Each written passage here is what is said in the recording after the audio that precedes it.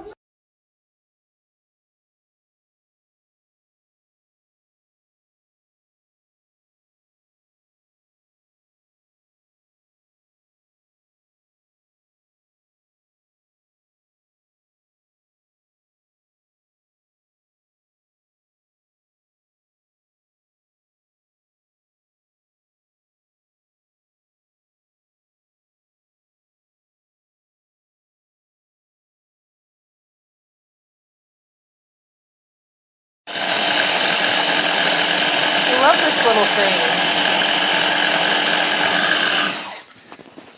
Sweet potatoes.